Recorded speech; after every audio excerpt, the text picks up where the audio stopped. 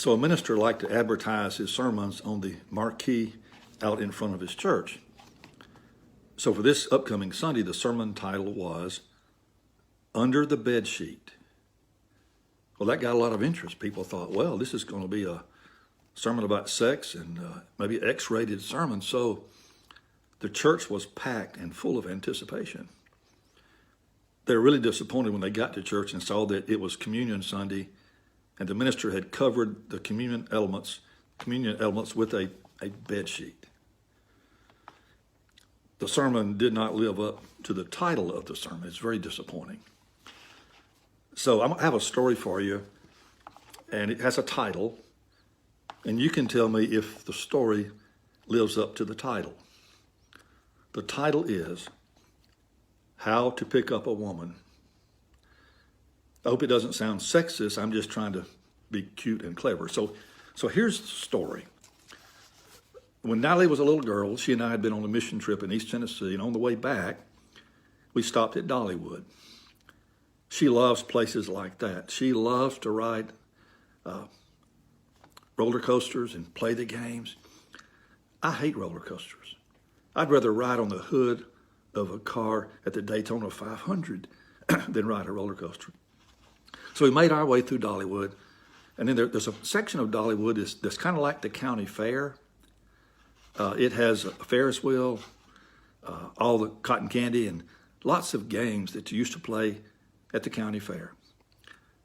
I wish I had a nickel for every time I shot basketballs at the county fair trying to win a cheap stuffed animal for my date. They're hard to make, those shots, because the goal is not quite 10 feet tall. The rims are hard. They're not level. But I kept trying. I was embarrassed. Spent a fortune trying to win a cheap teddy bear. Well, do you remember the section of where they had the bottles, like 100 Coke bottles right next to each other? They gave you a little ring about this big, and you tossed it, trying to get the ring to land on the bottle. It's impossible to do.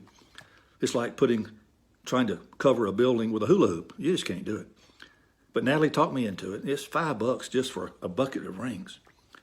The lady working that section said to me, I worked here yesterday, and nobody made it all day long. Hundreds of people threw thousands of rings, and nobody made it the whole day. On about her fourth toss, Natalie flung it like a frisbee, hit a bottle, went straight up in the air, and landed right on top of a bottle. We're winners. How could we be so lucky or unlucky? They don't give away small prizes. They give you really big stuffed animals. And so we won a red ladybug that is 5 feet tall and 5 feet wide. I have a picture of it to show you, to give you some idea of how huge. You see Natalie standing next to this red ladybug.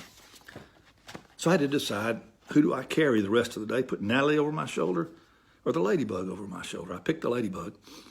And everybody we passed, any child under the age of 10, would point at that ladybug and then elbow their parents and say, I want one of those. And the parents would point at me and just laugh. I tried to sell it, but nobody in East Tennessee is that stupid. So on the way to the car, carrying this red ladybug, I said, Natalie, we got to name it. What should we name this? I said it was 1,000,000 to 1, you know. Immediately she said, Mildred. 1,000,000 to 1, Mildred Davis.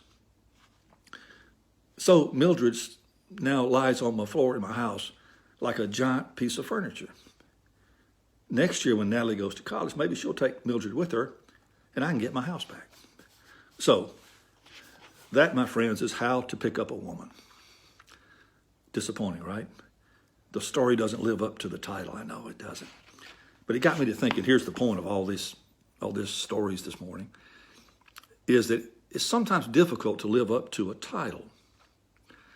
I love coaches. And I coached kids when they were little, and I love it when the players would call me coach. The great thing about coaches is that when you see a coach around town, you don't ever call them by their first name. You just say, hey, coach. There are a lot of expectations of coaches.